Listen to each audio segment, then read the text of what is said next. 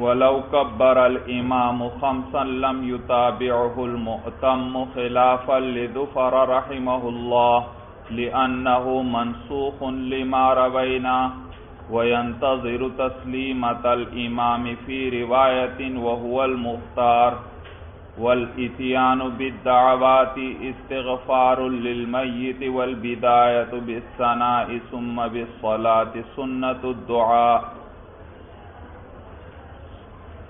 گزشتہ سبق میں ہم نے باب الجنائز شروع کیا تھا، اور اس میں سب سے پہلے آپ نے یہ پڑھا کہ میت کو غسل کیسے دیا جائے گا، پھر اس کے بعد مسنون کفن کی تفصیل بیان ہوئی تھی، اور پھر آخر میں نماز جنازہ کا بیان شروع ہوا تھا۔ اور گزشتہ سبق میں آپ کو میں نے بتلایا تھا کہ نماز جنازہ کے اندر قیام بھی فرض ہے، اور اسی طرح یہ 4 تکبیرات جو ہیں یہ بھی فرض ہیں، جبکہ باقی دعائیں وغیرہ وہ مسنون ہیں، مسنون بھائی۔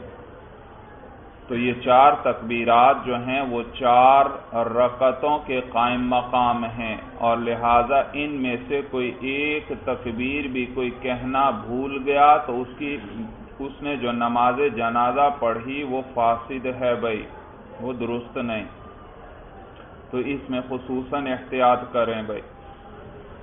اب آگے آپ کو بتلا رہے ہیں وَلَوْ كَبَّرَ الْإِمَامُ خَمْسًا لَمْ يُتَابِعْهُ الْمُؤْتَمُّ، اور اگر امام 5 تکبیریں کہہ دے، یعنی 5ویں تکبیر کہہ دے، لم یتابعہ المؤتم، تو اس کا اتباع نہیں کرے گا مقتدی بھائی، کیونکہ ہمارے نزدیک کتنی تکبیرات ہیں؟ 4 تکبیرات ہیں۔ حضور علیہ السلام نے آخری نماز جنازہ جو پڑھائی اس میں آپ نے 4 تکبیرات پڑھی۔ معلوم ہوا اس سے ماقبل کے جو طریقے تھے یا جو زائد تکبیرات تھیں وہ سب کیا ہیں؟ وہ منسوخ ہیں۔ تو کہتے ہیں اگر امام 5 تکبیریں کہے تو مقتدی اس کا اتباع نہ کرے، یعنی 5ویں تکبیر میں خلاف لظفر رحمہ اللہ، بخلاف امام ظفر رحمہ اللہ کے، وہ فرماتے ہیں اتباع کرے اس میں، ہم کہتے ہیں نہیں، اس میں اتباع نہیں کرے گا، لِأَنَّهُ مَنْسُوخٌ، کیونکہ وہ کیا ہے؟ وہ منسوخ ہے، لما روینا، اس حدیث کی وجہ سے جو ہم نے روایت کر دی۔ وَيَنْتَظِرُ تَسْلِيمَةَ الْإِمَامِ فِي رِوَایَةٍ، اچھا امام نے 5ویں تکبیر کہہ دی تو مقتدی کیا کرے گا؟ ایک روایت یہ کہ اس میں اس کا اتباع نہیں کرنا، لہذا مقتدی کو چاہیے فوراً سلام پھیر دے گا۔ کیا کر دے؟ سلام پھیر دے۔ لیکن صاحب ہدایہ آپ کو بتلا رہے ہیں کہ مختار قول یہ ہے دوسری روایت کہ سلام نہ پھیرے بلکہ خاموش رہے اور انتظار کرے، جب امام سلام پھیرے تو اس کے ساتھ مقتدی بھی سلام پھیر دے بھائی۔ یہ معنی وَيَنْتَظِرُ تَسْلِيمَةَ الْإِمَامِ، اور انتظار کرے امام کے سلام کا، فی روایت، ایک روایت کے مطابق، وَهُوَ الْمُخْتَارُ، اور یہی کیا ہے؟ مختار ہے بھائی۔ وَالْإِتْيَانُ بِالدَّعَوَاتِ اسْتِغْفَارٌ لِلْمَيِّتِ، اور دعاؤں کو لانا یعنی دعائیں پڑھنا، استغفار للمیت، یہ میت کے لیے استغفار ہے، یعنی اس کے لیے مغفرت کا طلب کرنا ہے۔ وَالْبِدَايَةُ بِالثَّنَاءِ ثُمَّ بِالصَّلَاةِ سُنَّةُ الدُّعَاءِ، اور ابتدا کرنا اللہ کی ثنا کے ساتھ، اللہ کی حمد کے ساتھ، ثُمَّ بِالصَّلَاةِ، پھر صلاۃ یعنی حضور علیہ السلام پر درود کے ساتھ، سُنَّةُ الدُّعَاءِ، یہ دعا کی سنت ہے بھائی، تو لہٰذا پہلی تکبیر کے بعد ثنا آئے گی، پھر دوسری تکبیر کے بعد درود آئے گا، اور پھر تیسری تکبیر کے بعد وہ دعا آئے گی بھائی۔ وَلَا يَسْتَغْفِرُ لِلصَّبِيِّ، اور بچے کے لیے مغفرت کی دعا نہ کرے بھائی، کیونکہ بچہ معصوم ہے بھائی۔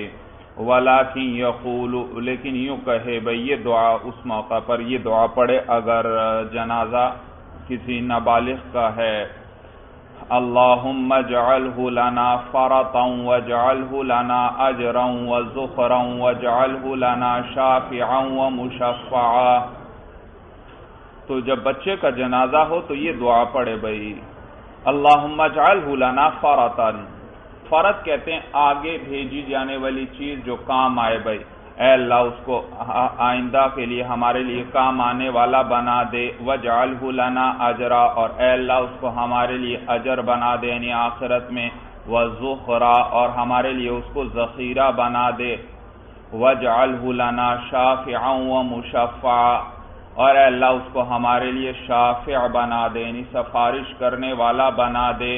شافع کہتے ہیں سفارش کرنے والا، اور مشفع کہتے ہیں وہ جس کی سفارش قبول کی جائے، جس کی سفارش تو اے اللہ اس کو ہمارے لیے سفارش کرنے والا بنا دے، اور ایسا سفارش کرنے والا جس کی سفارش قبول کی جائے۔ یہ تو اگر نابالغ بچہ ہو، اور اگر نابالغ بچی ہے پھر بھی یہی دعا آئے گی، بس صرف یہ ضمیریں جو مذکر کی ہیں اس کی جگہ مؤنث کی ضمیریں آ جائیں گی، اور آخر میں یہ جو شافعا و مشفع مذکر کے دو صیغے ہیں ان کی جگہ مؤنث کے صیغے آ جائیں گے۔ تو دیکھیے مذکر میں تھا اللہم اجعلہ، ہا ضمیر آئی مذکر کی، اس کی جگہ ہا ضمیر مؤنث والی آ جائے گی، اللہم اجعلہا لنا فرطن، یہاں ہا ضمیر آ جائے گی۔ آگے اسی طرح وجعلہا لنا اجرن، یہاں پر بھی اسی طرح، اور تیسری جگہ وجعلہا لنا شافعتا و مشفعہ، شافعتا و مشفعہ۔ وَلَوْ كَبَّرَ الْإِمَامُ تَكْبِيرَةً أَوْ تَكْبِيرَتَيْنِ لَا يُكَبِّرُ الْآتِي حَتَّى يُكَبِّرَ أُخْرَى بَعْدَ حُضُورِهِ۔ جنازے کی نماز کا طریقہ بیان ہو گیا کہ 4 تکبیرات کا نام ہے۔ اب عام نمازوں میں آپ ابتدا سے جیسے شریک ہوتے ہیں تو ابتدا سے تو امام کے ساتھ سارے اعمال کرتے ہیں، اگر بعد میں آپ آئیں بھائی، بعد میں آپ آئیں، مثلا 1 رکعت نکل چکی ہے عام نمازوں میں، نماز جنازہ کی بات نہیں کر رہا، عام نمازوں میں جب آپ آتے ہیں اور 1 رکعت نکل چکی ہے تو آتے ہی اللہ اکبر کہہ کر امام کے ساتھ شامل ہو جاتے ہیں، چاہے 1 رکعت نکلی ہو، 2 نکلی ہو یا 3 نکل گئی ہوں، وہ رہ گئی ہیں تو آپ آتے ہی انتظار نہیں کرتے بلکہ فوراً جماعت میں شامل ہو جاتے ہیں، اور پھر سلام جب امام پھیر دیتا ہے تو جتنی رکعتیں آپ کی نکل گئی تھیں، فوت ہو گئی تھیں، ان کو بعد میں آپ امام کے سلام پھیرنے کے بعد آپ ان کو پڑھتے ہیں۔ تو یاد رکھیے جنازے کی نماز میں بھی یہی ترتیب ہے، کیونکہ یہ 4 تکبیریں 4 رکعتوں کے قائم مقام ہیں، لہذا جو تکبیریں رہ گئی ہیں وہ امام کے سلام پھیرنے کے بعد آپ پڑھیں گے بھائی، جیسے وہاں مسبوق کرتا تھا یہاں بھی اب آپ مسبوق ہیں، 1 یا 2 یا 3 تکبیرات آپ کی رہ گئی ہیں، سمجھ میں آیا بھائی طریقہ؟ ہاں البتہ تو ایک فرق ہے بھائی، ایک فرق وہ یہ کہ عام نمازوں میں آپ آتے ہی اللہ اکبر کہہ کر شامل ہو جاتے ہیں امام جس حالت میں بھی ہو، لیکن جنازے کی نماز میں طریقہ یہ ہے کہ آپ آتے ہی فوراً اللہ اکبر کہہ کر ساتھ شریک نہیں ہوں گے بلکہ انتظار کریں گے، جب امام اگلی تکبیر کہے گا اس وقت آپ اللہ اکبر کہہ کر ساتھ شامل ہو جائیں گے بھائی۔ جنازے کی نماز میں شامل ہونے کا طریقہ سمجھ میں آیا بھائی؟ تو آپ اس وقت اللہ اکبر، جب امام اگلی تکبیر کہے گا آپ اس وقت اللہ اکبر کہہ کر اس کے ساتھ شامل ہو جائیں گے۔ تو امام کی چاہیے 2ری تکبیر ہے، 3ری تکبیر ہے، چاہے 4تھی تکبیر ہے، جو بھی تکبیر ہے، لیکن آپ کی یہ وہ تکبیر افتتاح بن جائے گی بھائی، اور باقی تکبیرات جب وہ سلام پھیر دے گا تو وہ آپ پھر مکمل کریں گے بھائی، مکمل کریں گے، اور باقی تکبیرات اس کے اندر اس میں پھر اسی طریقے سے وہی دعائیں وغیرہ جو پڑھتے ہیں اسی طرح پڑھتے جائیں گے، لیکن اگر یہ خوف ہے کہ جنازہ فوراً ہی اٹھا لیا جائے گا، ادھر امام سلام پھیرے گا اور ساتھ ہی کیا ہوگا، جنازہ اٹھا لیا جائے گا، اتنی دیر میں اب میں دعاؤں میں مصروف ہوں گا تو اس سے میری نماز پوری ہونے سے پہلے جنازے کو اٹھا لیا جائے گا، میرے سامنے سے جنازہ ہٹ جائے گا، تو پھر اس صورت میں وہ دعائیں پڑھنے کی ضرورت بھی نہیں، بس صرف وہ تکبیرات کہیے اور سلام پھیر دیجیے بھائی، کیونکہ وہ دعائیں پڑھنا مسنون ہیں جبکہ یہ تکبیرات کیا ہیں؟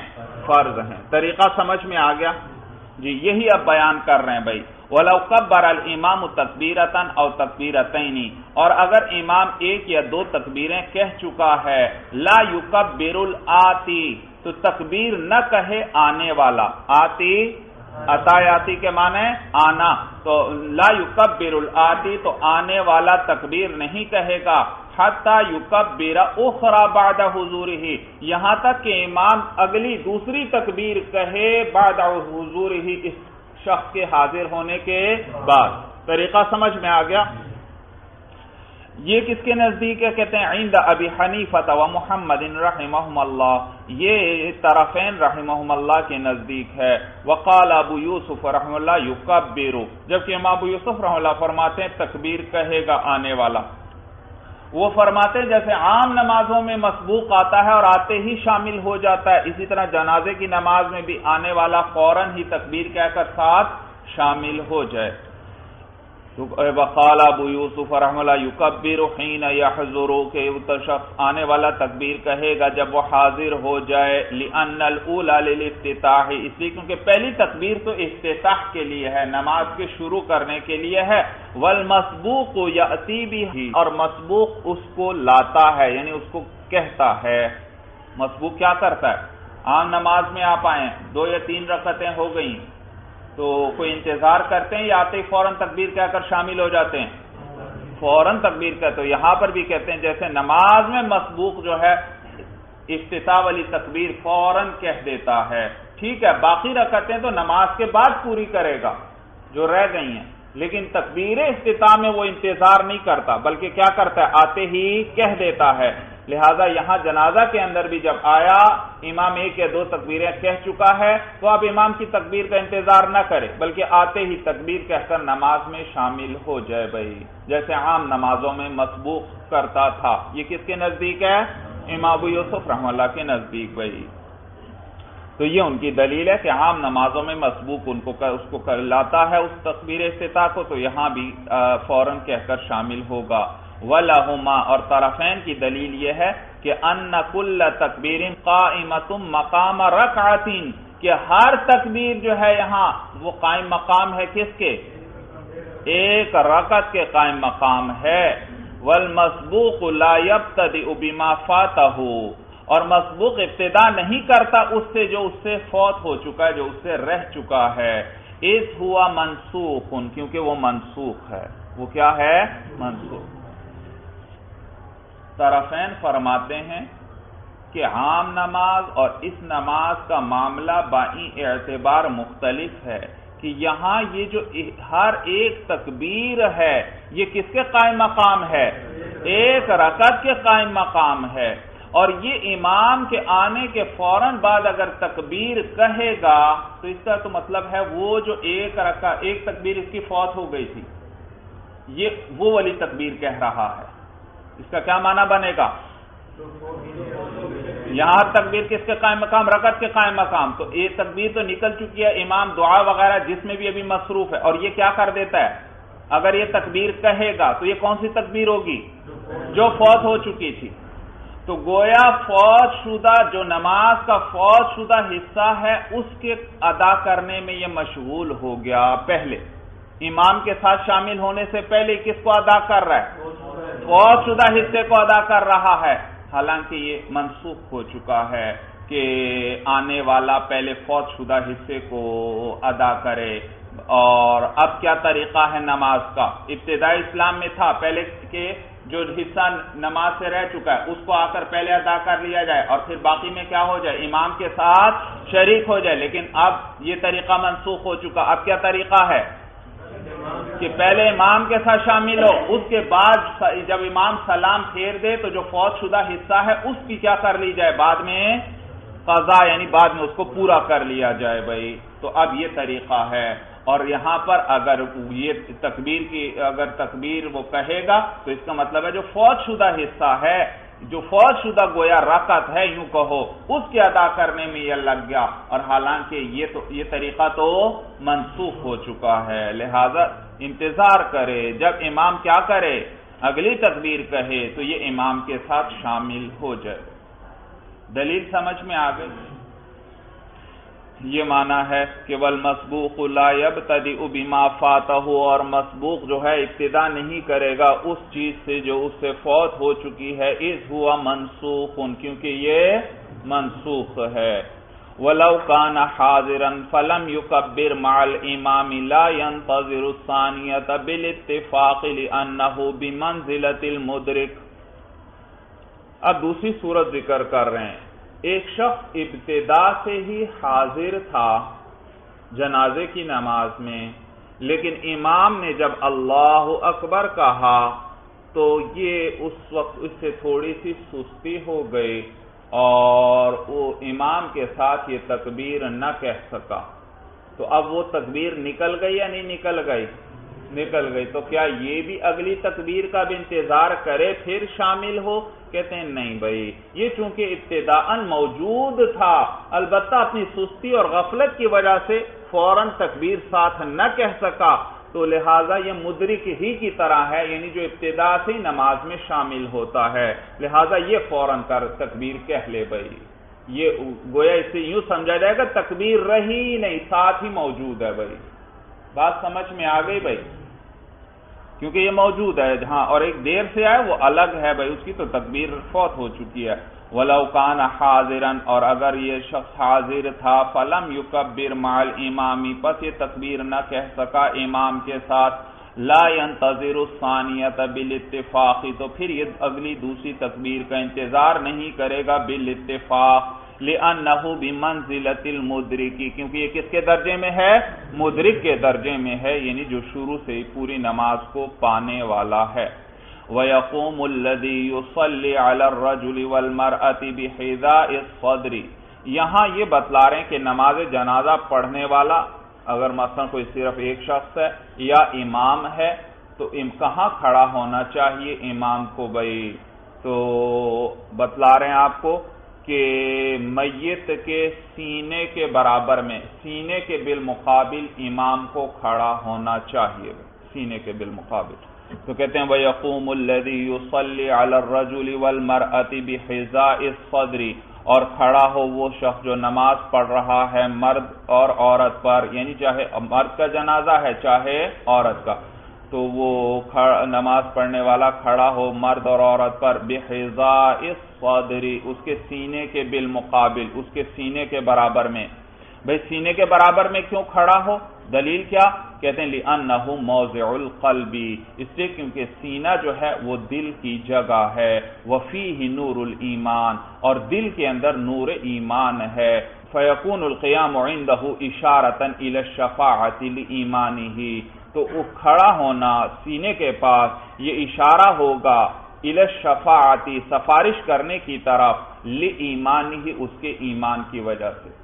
اس کے بھئی یہ نماز جنازہ کیا ہے؟ اس مرنے والے کے لیے دعا ہے، اس کے لیے سفارش کی جا رہی ہے اللہ کے حضور میں کہ اے اللہ اس کی مغفرت فرما دے، تو اس کے سینے کے برابر کھڑا ہو، کیونکہ سینے کے اندر دل ہے اور دل کے اندر ایمان ہے، اور تو جب سینے کے برابر کھڑا ہوگا تو اس بات کی طرف اشارہ ہو جائے گا کہ اے اللہ اس شخص کے سینے میں ایمان کا نور موجود ہے، اور اس کی وجہ سے ہم کیا کر رہے ہیں؟ اس کی سفارش کر رہے ہیں کہ اللہ آپ اس کی مغفرت فرما دیں بھائی۔ دلیل سمجھ میں آ گئی؟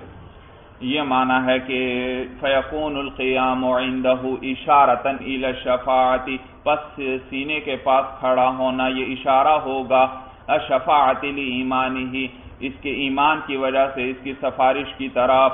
وعن ابی حنیفہ رحمہ اللہ انہ یقوم من الرجل بحذاء رأسه، اور امام اعظم ابو حنیفہ رحمہ اللہ سے ایک روایت یہ ہے کہ نماز جنازہ پڑھنے والا جو ہے وہ مرد کے سر کے برابر میں کھڑا ہو، مرد کے سر کے برابر میں اس کی سیدھ میں کھڑا، وَمِنَ الْمَرْأَةِ بِحِذَاءِ وَسْطِهَا، اور عورت کے وسط کے برابر میں، وسط کے بالمقابل کھڑا ہو، لِأَنَّ أَنَسًا رضی اللہ تعالی عنہ فَعَلَ كَذَلِكَ، اس لیے کیونکہ حضرت انس رضی اللہ تعالیٰ عنہ نے ایسا ہی کیا، وَقَالَ هُوَ السُّنَّةُ، اور فرمانے لگے یہی سنت ہے۔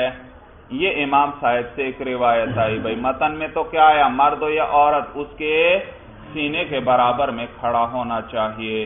البتہ امام صاحب سے ایک روایت یہ آئی کہ مرد کے سر کے برابر میں اور عورت کے وسط کے برابر میں کھڑا ہو۔ قلنا، ہم جواب دیتے ہیں، صاحب ہدایہ بھی اس کا جواب دے رہے ہیں، یعنی متن والے روایت کو ترجیح دے رہے ہیں۔ تو قلنا، ہم کہتے ہیں تعویل اس کی یہ ہے کہ ان جنازتها لم تکن منعوشتا، کہ اس عورت کا جو جنازہ تھا وہ منعوش نہیں تھا۔ فحال بینہا و بینہم، تو حضرت انس رضی اللہ تعالیٰ عنہ حائل ہو گئے، آڑ بن گئے اس عورت کے درمیان، یعنی اس کی میت کے درمیان، و بینہم، اور ان لوگوں کے درمیان، بھائی اس لیے وہاں پر کھڑے ہو گئے تھے۔ بھائی دوسری روایت کیا آئی؟ مرد کے سر کے برابر، تو عورت کے وسط کے برابر میں کھڑا ہو۔ صاحب ہدایہ فرما رہے ہیں کہ وہاں جو حضرت انس رضی اللہ تعالیٰ عنہ نے ایسا کیا، اس کی وجہ یہ تھی کہ وہ عورت کی جو میت تھی وہ منعوش نہیں تھی۔ منعوش بھائی یاد رکھیے، نعش میت کو بھی کہتے ہیں، میت، اور اسی طرح میت کے اوپر کوئی صندوق نما وغیرہ جیسی چیز اس کے اوپر رکھ دی جاتی، مثلا عورت وغیرہ کا جنازہ ہے تو اس کو ڈھانپنے کے لیے صندوق نما کوئی چیز بنی ہوتی، وہ اس کے اوپر رکھ دی جاتی تھی، تو اس کو بھی نعش کہتے ہیں۔ وہ جو صندوق سے اوپر رکھا جاتا تابوت سا، اس کو بھی نعش کہتے۔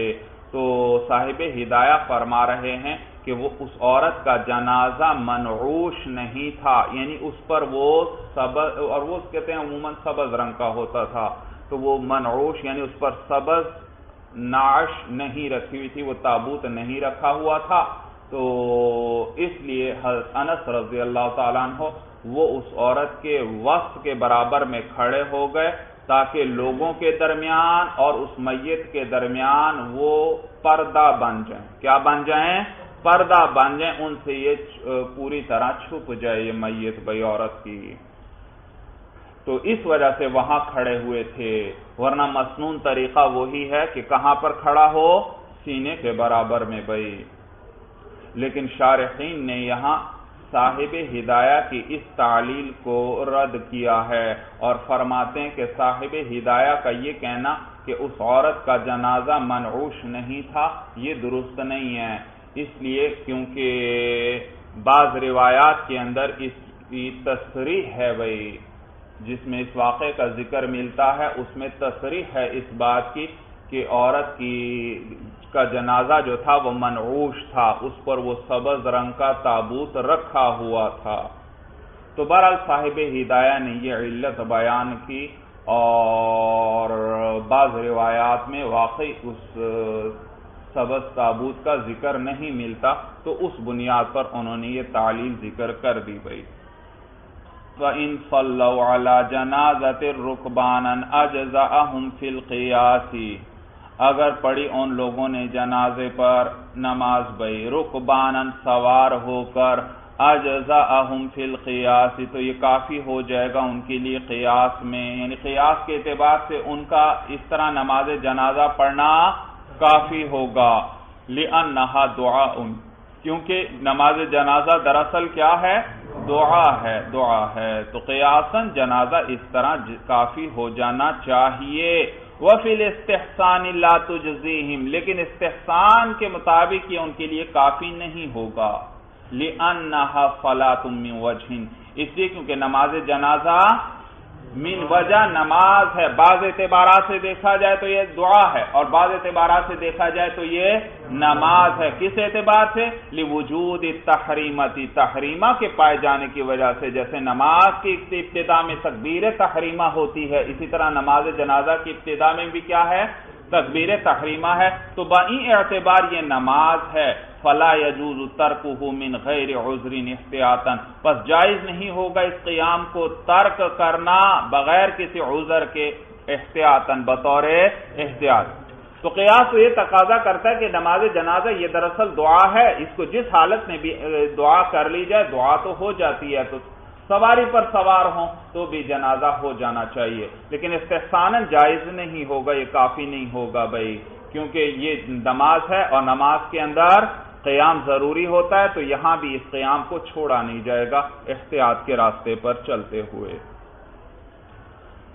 وَلَا بَأْسَ بِالْإِذْنِ فِي صَلَاةِ الْجَنَازَةِ، اور کوئی حرج نہیں ہے اجازت دینے میں نماز جنازہ کے اندر، نماز جنازہ کے اندر اجازت دینے میں کوئی حرج نہیں۔ معنی یہ ہے کہ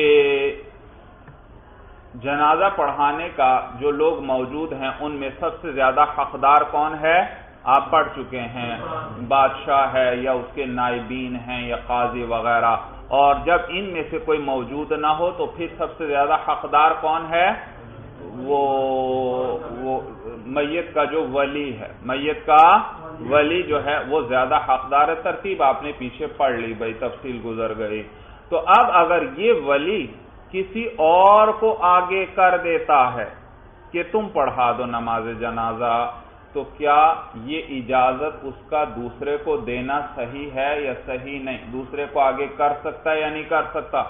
کہتے ہیں بھائی کر سکتا ہے، یہ اس کا اپنا حق ہے۔ اب اگر اپنا یہ حق خود چھوڑ دیتا ہے تو اس میں کوئی حرج نہیں، وہ آگے دوسرے کو کر سکتا ہے۔ معنی سمجھ میں آ گیا؟ یہ معنی وَلَا بَأْسَ بِالْإِذْنِ فِي صَلَاةِ الْجَنَازَةِ، اور کوئی حرج نہیں ہے نماز جنازہ میں اجازت دینے میں، لِأَنَّ التَّقَدُّمَ حَقُّ الْوَلِيِّ، اس لیے کیونکہ آگے ہونا ولی کا حق ہے، فَيَمْلِكُ إِبْطَالَهُ، تو یہ مالک ہے اپنے اس حق کو باطل کرنے کا، چاہے تو کیا کر سکتا ہے؟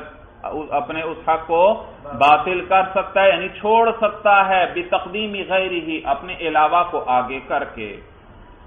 وفی بعض النسخ لا بأس بالاذان، یہاں تو صاحب ہدایہ نے جو متن کے اندر درج کیا ولا بأس بالاذن فی صلاۃ الجنازہ، آگے بتلا رہے ہیں صاحب ہدایہ کہ یہ جامع صغیر کی جو عبارت ہے ولا بأس بالاذن فی صلاۃ الجنازہ، اس میں بعض نسخوں کے اندر اذن کے بجائے اذان کا لفظ آیا ہے، یعنی زال اور نون کے درمیان الف بھی بعض نسخوں میں ملتا ہے، تو پھر کیا بن گیا؟ ولا بأس بالاذان فی صلاۃ الجنازہ، تو پھر اس صورت میں اذان کا معنی ہے اعلان، اطلاع دینا، اعلان کرنا، تو پھر معنی یہ ہوگا اور کوئی حرج نہیں اعلان کرنے میں نماز جنازہ کے اندر، یعنی دوسروں کو بتلانا اور ان کو اطلاع دینے میں کوئی حرج نہیں ہے۔ مثلا ایسا شخص ہے کہ لوگ اس کی جنازہ کے اندر رغبت رکھتے ہوں تو پھر اطلاع دینا مستحب ہے تاکہ سب کو پتہ چل جائے اور سب لوگ اس کے جنازے میں حاضر ہو جائیں اور اس کا جو ان پر حق ہے نماز جنازہ کا وہ اس کو ادا کر دیں بھائی۔ تو کہتے ہیں وفی بعض النسخ لا بأس بالاذان، اور جامع صغیر کے بعض نسخوں میں یہ آیا ہے لا بأس بالاذان، یہ آیا ہے الاعلامی، اذان کا معنی بتلا رہے ہیں، یعنی کہ اعلام، کوئی حرج نہیں اطلاع دینے میں، یعنی اعلان کرنے میں۔ وَهُوَ أَن يُعْلِمَ بَعْضُهُمْ بَعْضًا، اور وہ یہ اعلان کرنا کس طرح؟ وہ یہ کہ اطلاع دیں بعضهم بعضا، ایک دوسرے کو، لِيَقْضُوا حَقَّهُ، تاکہ اس کے حق کو ادا کر دیں۔ کون سا حق بھائی؟ نماز جنازہ کا پڑھنا مسلمان کی یہ کیا ہے؟ زندوں پر اس کا حق ہے، تو تاکہ لوگ حاضر ہوں اور اس کے اس حق کو ادا کر دیں۔ وَلَا يُصَلَّى عَلَى مَيِّتٍ فِي مَسْجِدٍ جَمَاعَةٍ، اور نماز جنازہ نہ پڑھی جائے کسی مرنے والے پر فی مسجد جماعت، جماعت والی مسجد میں بھائی، وہ مسجد جس میں عام نماز پڑھی جاتی ہے، جماعت ہوتی ہے، اس مسجد کے اندر کسی جنازے پر، کسی میت پر نماز جنازہ نہیں پڑھی جائے گی۔ دلیل اس کی کہتے ہیں لقول النبی صلی اللہ علیہ وسلم، ووجہ حضور علیہ السلام کے اس قول کے کہ من صلی علی جنازۃ فی المسجد فلا اجر لہ، کہ جس نے جنازے پر نماز پڑھی فی المسجد، مسجد کے اندر، فلا اجر لہ، تو اس کے لیے، اس نماز پڑھنے والے کے لیے کوئی اجر نہیں ہے۔ وَلِأَنَّهُ بُنِيَ لِأَدَاءِ الْمَكْتُوبَاتِ، ایک تو یہ نقلی دلیل ذکر کر دی، اب عقلی دلیل بھی صاحب ہدایہ ذکر کر رہے ہیں، کہتے ہیں وَلِأَنَّهُ بُنِيَ لِأَدَاءِ الْمَكْتُوبَاتِ، اس لیے کیونکہ یہ جو جماعت والی مسجد ہے اس کو بنایا گیا ہے لِأَدَاءِ الْمَكْتُوبَاتِ، فرض نمازوں کی ادائیگی کے لیے، تو یہاں فرض نمازیں ہی ہونی چاہیے، نماز جنازہ نہیں ہونی چاہیے۔ نیز دوسری وجہ وَلِأَنَّهُ يَحْتَمِلُ تَلْوِيثَ الْمَسْجِدِ، اور نیز اس لیے کیونکہ اس میں احتمال ہے مسجد کے آلودہ ہو جانے کا، مسجد کے گندہ ہو جانے کا، کہ ہو سکتا ہے کہ جنازہ لایا جائے اور جنازے اس کے بدن سے کوئی نجاست خارج ہو جائے اور مسجد آلودہ ہو جائے، تو اس لیے بھی جنازہ مسجد میں نہیں ہوگا۔ وَفِيمَا إِذَا كَانَ الْمَيِّتُ خَارِجَ الْمَسْجِدِ اخْتَلَفَ الْمَشَائِخُ، اور اس صورت میں کہ جبکہ میت جو ہے مسجد سے باہر ہو، میت کیا ہے؟ مسجد سے باہر ہو، اور نماز جنازہ پڑھنے والے مسجد میں ہوں، تو اس میں اختلاف المشائخ، مشائخ نے یعنی فقہا نے اختلاف کیا ہے، بعض جو ہیں وہ مکروہ کہتے ہیں اور بعض مکروہ نہیں کہتے۔ تفصیل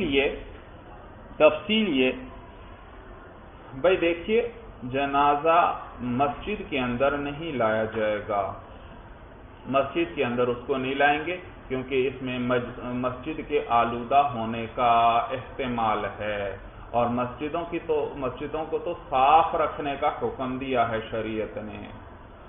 تو ہاں البتہ اگر یہ صورت کر لی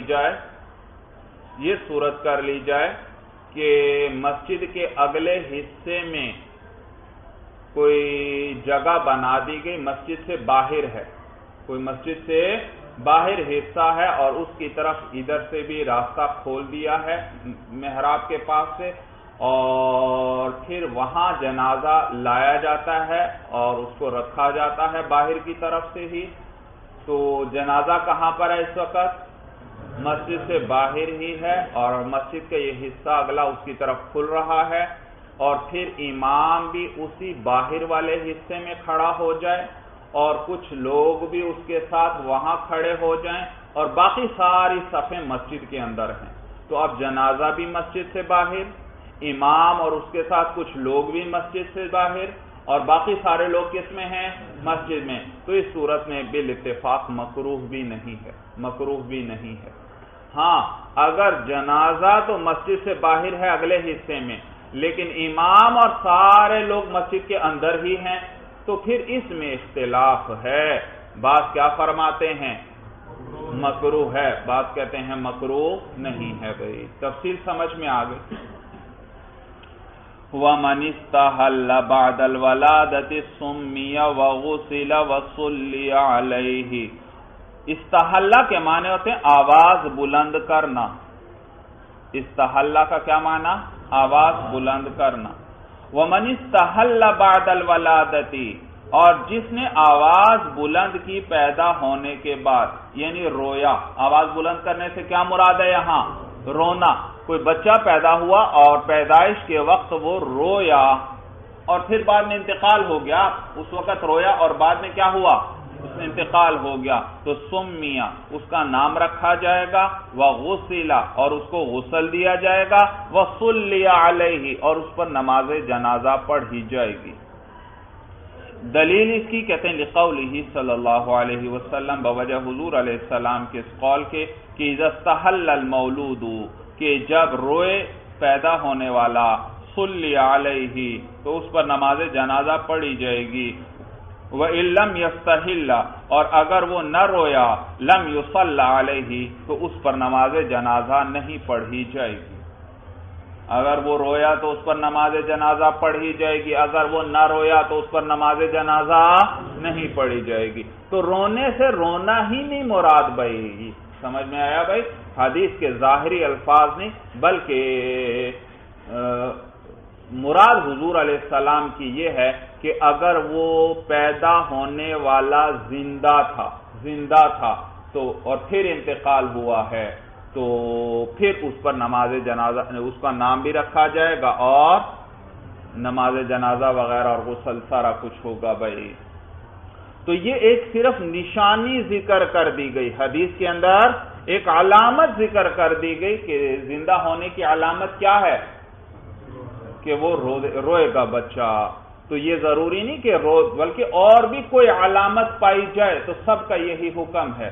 مثلا رویا تو نہیں لیکن ہاتھ پاؤں اس کے حرکت کر رہے تھے، معلوم ہوا زندہ ہے اس وقت، پھر بعد میں انتقال ہو گیا. بات سمجھ میں آ گئی بھائی جی؟ تو یہاں یہ ایک نشانی بیان کی گئی، نشانی بیان کی گئی. تو اسی لیے حدیث کا وہی معنی معتبر ہوگا جو اس حدیث سے صحابہ نے سمجھا ہو، فقہا نے سمجھا ہو. اگر صرف حدیث کے ظاہری لفظوں کو دیکھا جائے تو دیکھیے یہاں صرف رونے کا ذکر ہے، تو کوئی صرف حدیث کو دیکھے اور صحابہ کا دامن چھوڑ دیتا ہے تو وہ غلط راستے پر ہی ہمیشہ پڑے گا بھائی. جیسے مثال آ گئی کہ وہ دیکھے گا کہ حدیث میں تو صرف رونے کا ذکر آیا، اگرچہ اس بچے نے خوب اچھی طرح ہاتھ پاؤں بھی ہلائے ہیں لیکن وہ کیا کہے گا بھائی حدیث میں کیا آیا ہے؟ رونے کا ذکر ہے اور یہ رویا نہیں ہے، لہذا اس کو غسل بھی نہیں دیں گے، نام بھی نہیں رکھیں گے اور اس پر نماز جنازہ بھی نہیں پڑھیں گے. تو حدیث کے معنی کو جاننے والے وہ صحابہ ہیں اور فقہاء کرام ہیں بھائی. تو حضور علیہ السلام فرماتے ہیں کہ جب پیدا ہونے والا جو ہے جب وہ روئے تو اس پر نماز پڑھی جائے گی، وَلَمْ يَسْتَحِلَّ، اور اگر وہ نہیں روتا تو اس پر نماز نہیں پڑھی جائے گی. وَلِأَنَّ الْإِسْتِحْلَالَ دَلَالَةُ الْحَيَاةِ فَتَحَقَّقَ فِي حَقِّهِ سُنَّةُ الْمَوْتَى. دوسری دلیل بھی صاحب ہدایت ذکر کر رہے ہیں، کہتے ہیں اس لیے کیونکہ رونا جو ہے دلالت الحیات، یہ زندگی کی دلیل ہے. فتحقق فی حقہ، تو ثابت ہو گئی اس کے پیدا ہونے والے کے حق میں کیا چیز ثابت ہو گئی؟ سنت الموتى، مرنے والوں کی سن. بھائی جب یہ رویا ہے تو یہ رونا کس چیز کی دلیل ہے؟ زندہ ہونے کی دلیل ہے. فتحقق، اب اس بچے کے حق میں، اس پیدا ہونے والے کے حق میں بھی مرنے والوں کی سنت ثابت ہو گئی. مرنے والوں کی یعنی اس کے ساتھ بھی اسی طرح برتاؤ کیا جائے گا جیسے ایک عام مرنے والے مسلمان کے ساتھ کیا جاتا ہے. اور اس کی کیا سنت ہے؟ اس عام مسلمان کی، مرنے والے کی، اس کو غسل دیا جائے گا، اس کو کفن مسنون دیا جائے گا اور اس کو دفن کیا جائے گا. تو یہ سنتیں اس کے حق میں بھی ثابت ہو جائیں گی کیونکہ یہ زندہ تھا پیدائش کے وقت. وَمَن لَّمْ يَسْتَحِلَّ، اور جو نہ رویا، کیا مراد ہے نہ رونے سے؟ یعنی زندگی کی اس میں کوئی علامت نہ تھی، تو ادرج فی خرقۃ، تو اس کو لپیٹ دیا جائے گا ایک کپڑے کے ٹکڑے میں. کرامۃ لبنی آدم، بطور احترام کے، لبنی آدم، اولاد آدم کے، اولاد آدم کے احترام کے طور پر اس کو ایک کپڑے میں لپیٹ دیا جائے گا کہ یہ آدم کی اولاد ہے. وَلَمْ يُصَلَّ عَلَيْهِ، اور اس پر نماز جنازہ نہیں پڑھی جائے گی. لما روینا، اس حدیث کی وجہ سے جو ابھی ہم نے روایت کر دی. وَيُغْسَلُ فِي غَيْرِ ظَاهِرٍ مِّنَ الرِّوَایَةِ، اور اس کو غسل دیا جائے گا غیر ظاہر روایت کے مطابق. بھائی تو غیر ظاہر روایت میں کیا آیا ہے کہ اس کو غسل دیا جائے گا، غسل دیا جائے گا. لِأَنَّهُ نَفْسٌ مِّن وَجْهٍ، اس لیے کیونکہ یہ ایک ذات ہے بعض اعتبارات سے. بعض اعتبارات سے یہ کیا ہے؟ ایک ذات ہے. تو وَهُوَ الْمُخْتَارُ، اور یہی قول مختار ہے، یہی قول پسندیدہ ہے. تو ایک روایت کے مطابق کیا ہے؟ اس کو غسل نہیں دیا جائے گا، اور غیر ظاہر روایت کے مطابق اس کو غسل دیا جائے گا. اور یہی مختار قول ہے کیونکہ یہ ایک نفس ہے بھائی، ایک ذات ہے بعض اعتبارات سے. بھائی بعض اعتبارات سے دیکھا جائے تو یہ تو مردہ پیدا ہوا تھا، یوں ہی سمجھا جائے گا جیسے بدن کا ایک ٹکڑا کٹ کر الگ ہوا ہو. عورت کے بدن کا ایک ٹکڑا کٹ کر الگ ہوا ہو، اور بدن کا کوئی ٹکڑا الگ ہو جائے، بدن کا ٹکڑا الگ ہو جائے تو وہ تو بدن کا ایک ٹکڑا ہے، پوری جان نہیں ہے، لیکن بعض اعتبارات سے دیکھا جائے تو یہ پوری ذات ہے کہ اس کا سر بھی ہے، ہاتھ پاؤں وغیرہ سب کچھ ہے، تو اس اعتبارات سے یہ پوری ذات ہے، تو لہذا اس کو غسل دیا جائے گا۔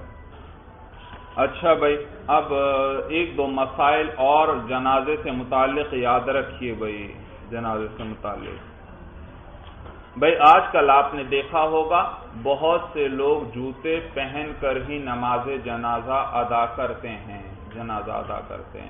یاد رکھیے ان کی یہ نماز جنازہ صحیح ہو جائے گی بشرطے کہ جوتے کے تلوے بھی پاک ہوں اور زمین کے جس حصے پر وہ کھڑے ہیں وہ بھی پاک ہو، پھر تو یہ جنازے کی نماز ان کی صحیح ہو جائے گی جو جوتے پہن کر ادا کر رہے ہیں، اور اگر جوتے کا تلوا ناپاک ہے تو پھر اس صورت میں نماز نہیں ہوگی بھائی، یا وہ جگہ ناپاک ہے تو اس صورت میں انہوں نے جو نماز جنازہ ادا کی وہ صحیح نہیں۔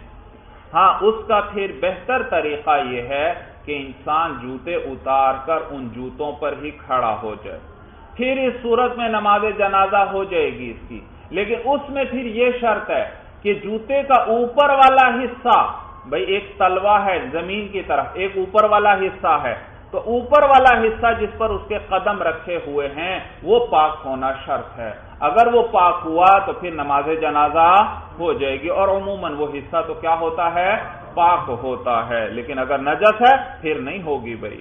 طریقہ سمجھ میں آ گیا؟ اسی طرح یہ بھی یاد رکھیے بھائی کہ جنازے کے بعد آج کل بعض لوگ دعا کرواتے ہیں، نماز جنازہ پڑھانے کے بعد پھر باقاعدہ ہاتھ اٹھا کر دعا کی جاتی ہے، یاد رکھیے یہ درست نہیں ہے، یہ بدعت ہے بھائی، بدعت ہے بھائی، سمجھ میں؟ جنازہ خود دعا ہے بھائی، دعا۔ اور یہ بھی مسئلہ یاد رکھیے کہ جب کسی شخص کا انتقال ہو جائے جب تک اس کو دفن نہیں کر دیا جاتا اس کے لیے باقاعدہ ہاتھ اٹھا کر دعا کرنا یہ درست نہیں ہے بھائی۔ ہاں جب دفن کر دیا جائے پھر دعا مانگنا مستحب ہے، لیکن دفن سے پہلے باقاعدہ اس کے لیے ہاتھ اٹھا کر دعا کرنا یہ درست نہیں ہے بھائی۔ بات سمجھ میں آ گئی؟ تو بالخصوص یہ جنازے کے بعد جو دعا مانگی جاتی ہے یاد رکھیے یہ بدعت ہے بھائی۔ اللہ کی کروڑہا رحمتیں نازل ہو فقہائے کرام پر اور اہل حق پر بھائی عجیب بات ہے، انسان حیران ہو جاتا ہے بھائی، اللہ تعالیٰ نے کیسا عجیب نظام بنایا ہے۔ 1400 سال گزر گئے، یہ دین جیسا محمد عربی صلی اللہ علیہ وسلم پر عرب کے ریگستانوں کے اندر نازل ہوا تھا، آج بھی ساری دنیا کے اندر اسی شکل میں موجود ہے بھائی۔ لوگ آتے ہیں نئے نئے مجتہدین جو اپنے ذہن کے مطابق اس دین کو بدلنا چاہتے ہیں، اپنی رائے سے کہتے ہیں یہ بات یوں ہونی چاہیے، یوں ہونی چاہیے، نئی نئی چیزوں کا اضافہ کرتے ہیں، لیکن اللہ نے علماء اہل حق کی ایک جماعت مقرر کر رکھی ہے، ہر زمانے کے اندر جو دین کے اندر جس نے ذرہ برابر بھی تبدیلی کرنے کی کوشش کی یہ اہل حق اس کے سامنے دیوار بن جاتے ہیں بھائی، اپنی جانیں قربان کر دیں لیکن حضور صلی اللہ علیہ وسلم کے لائے ہوئے دین میں ایک ذرہ ایک نقطے کے برابر بھی کمی بیشی کی اجازت نہیں دی۔ یہ ہدایہ ہم کس لیے پڑھ رہے ہیں؟ کیا مقصد ہے ہدایہ پڑھنے کا؟ کہ یہ وہی دین اس کو اسی شکل میں آگے منتقل کرنا ہے جیسے ہم تک پہنچا ہے، جس طرح صحابہ نے بتلایا اور جس طرح ہم تک پہنچا اسی صورت میں اس کو اگلی نسلوں کی طرف منتقل کرنا ہے بھائی۔ تو یہ جنازے کے بعد دعا بدعت ہے بھائی، اس کا ثبوت نہیں ہے۔ اور اگر کوئی شخص یہ کہتا ہے کہ بھائی دعا ہے نا، دعا کرنے میں تو کوئی حرج نہیں ہے، بھائی دعا ہے تو پھر اس کو ضروری کیوں سمجھتے ہو؟ اور جو منع کرتا ہے اس کے ساتھ جھگڑتے کیوں ہو؟ معلوم آپ اس کو لازمی دین کا ایک حصہ بنا لیا آپ لوگوں نے، اور دین کے اندر کسی قسم کی کمی نہیں۔ اگر آپ اس کو دین کا حصہ بنانا چاہتے ہیں معلوم ہوا آپ کے کہنے کا مطلب یہ ہوگا کہ دین پورا نہیں تھا، حضور صلی اللہ علیہ وسلم پر دین پورا نہیں اترا تھا، یہ ایک چیز اس میں باقی تھی، اس کا اضافہ کرنا چاہیے، جنازے کے بعد دعا ہونی۔ تو ہر بدعت اسی طرح ہے، ہر بدعتی گویا وہ یہی اس بات کا دعویٰ ہوتا ہے، اس کا صریح لفظوں میں تو نہیں لیکن اس کا عمل یہ بتلا رہا ہوتا ہے گویا اس کے اس کا عمل بتلا رہا ہوتا ہے کہ گویا دین میں کمی تھی، اس چیز سے پوری ہوگی یہ جو میں عمل کر رہا ہوں، حالانکہ دین میں کوئی کمی نہیں بھائی۔